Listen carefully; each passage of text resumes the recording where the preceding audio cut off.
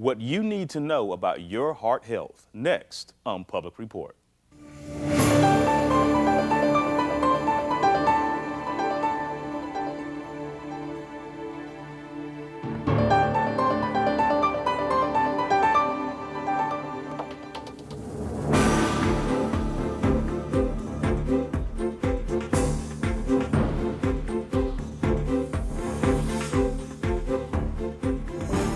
TCT presents Public Report, a look at the issues and events of importance to our viewing area.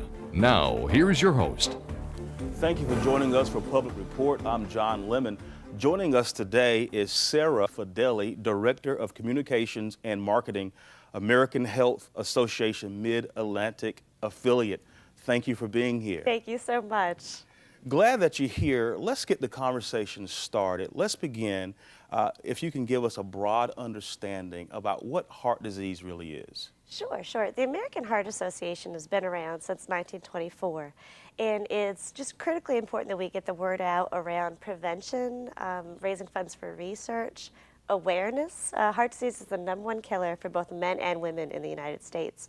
So we have a lot of work to do to try and prevent heart attacks in our country, as well as trying to stay on the breaking cusp of research and procedures that we can do to really help people once they have experienced symptoms.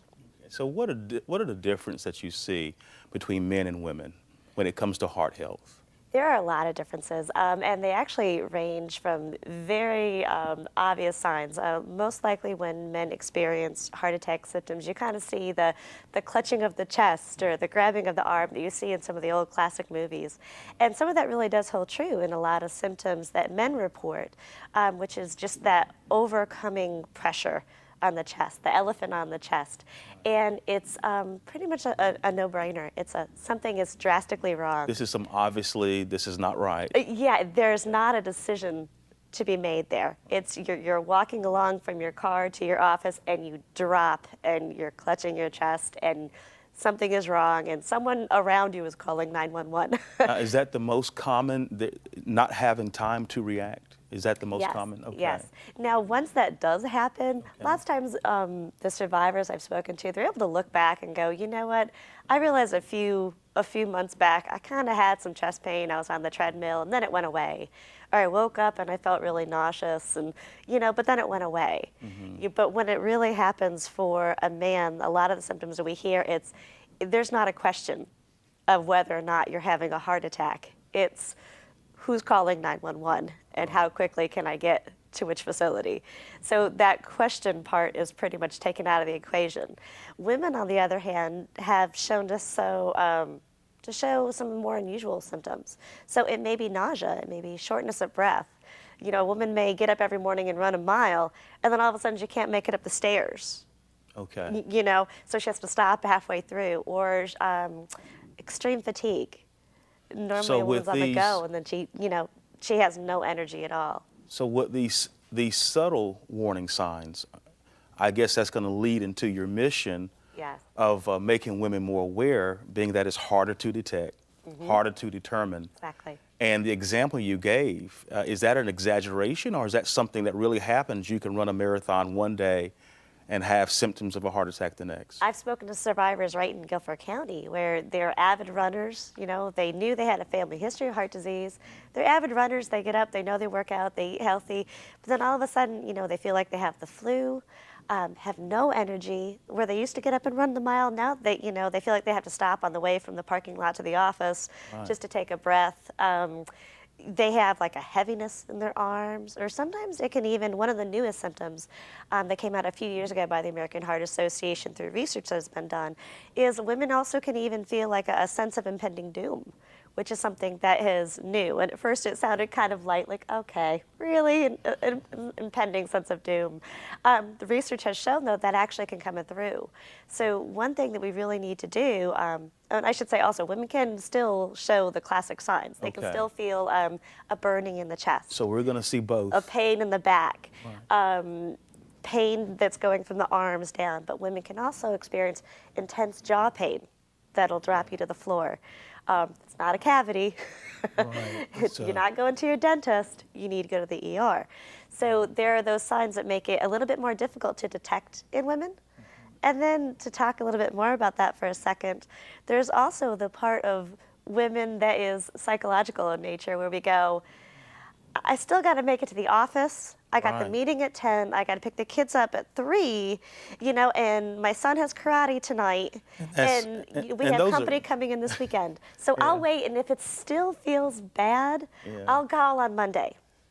And it's funny, but that really does happen, and you right, just kind of keep putting it lower and lower on your to-do list, unfortunately, until women drop, right. which is actually why more women in the United States die from heart attacks than men. Okay. Even though it's the leading cause of death for both, normally we're able to kind of save more men, unfortunately, because it Right. hasn't gotten to that extreme pause. So with men, it's in your face. Yeah. It's no denying. They I aren't have some questioning if serious something's wrong. health issues. Yeah. With women, it's subtle. I mean, what you just mentioned to me, I've never heard that before. Mm-hmm. And so that's amazing to me, these different symptoms from the arms to what seems to be a toothache to Mm-hmm. something as simple as being nauseous. That's amazing. And so how do you detect heart disease? Is let women know that those signs are symptoms. Okay. So if they know that nausea is a sign, if they know that breaking out in a sweat for no reason, you didn't just hop off the treadmill, you're sitting at your office desk, Right. and all of a sudden you can't breathe, sweat is rolling down your face, you have a change in your color, you have a change in your physical appearance, that's not just you're getting the flu. That's something you need to go get checked out about. So the more that we can let women know that these are signs and symptoms of a heart attack, and if you have questions about that or if you see them start to accumulate, don't mess around. Right. You need to go get checked out. Now, women, personalities, the difference between men and women in personalities. Right.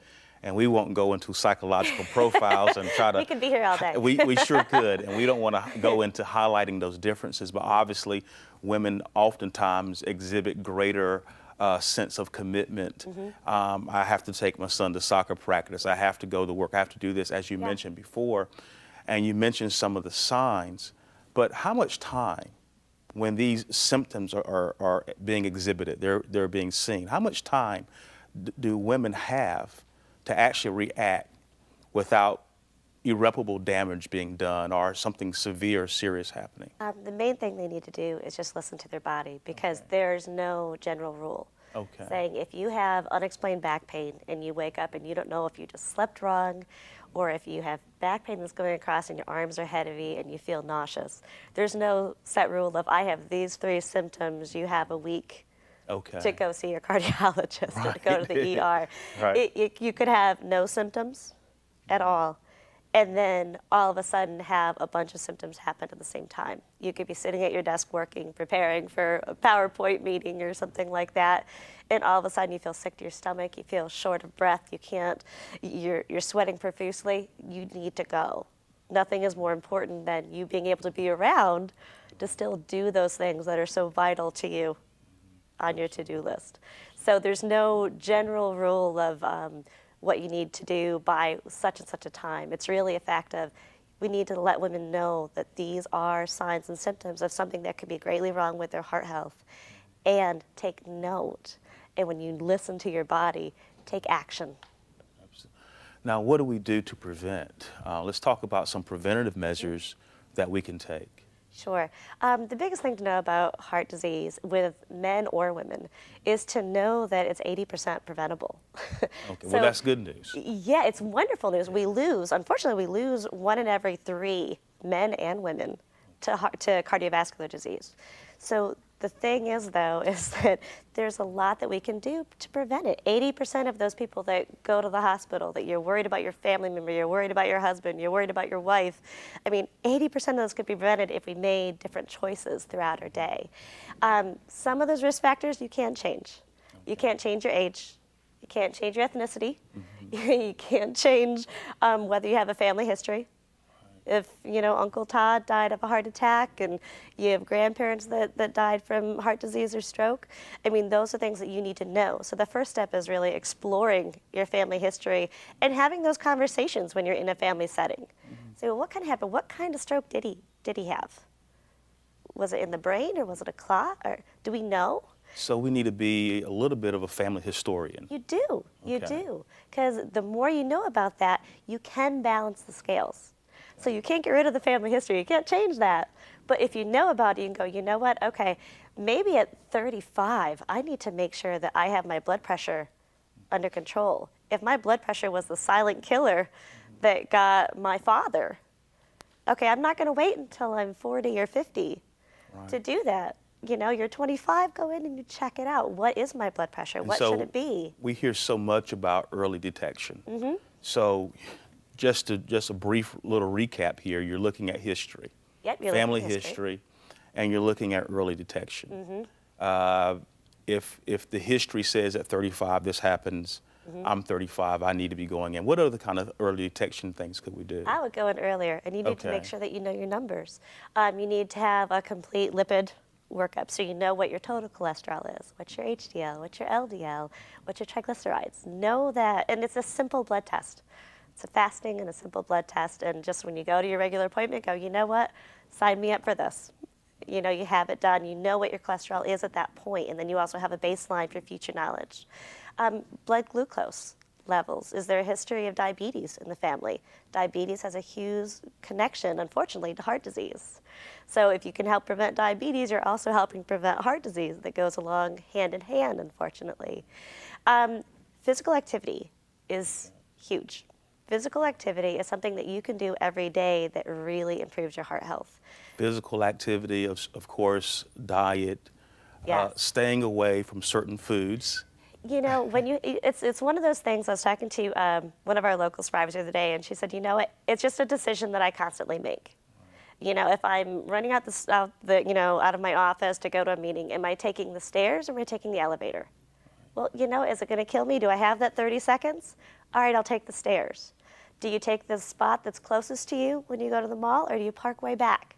Park way back. It's less hassle, it's less stress, and you walk. Right. And what you do with physical activity around your heart actually is cumulative. Well, we're talking about making some tough decisions, Yeah. and we know how hard it is to make some decisions. Definitely. And we're going to be taking a break, but before we do, I want you to share with us your contact information, and we'll come back and talk about those tough decisions. Sure. The best website to go to around any heart disease or stroke information, especially around American Heart Month, is to go ahead and go to heart.org. It's our website. It's the best place to go to. If you have questions and you're not available to go online, just go to 336-662-3304, and we can help get you to the right information. Well, 9 out of 10 people, if given the opportunity to change, found it extraordinarily difficult, and the percentages are very low.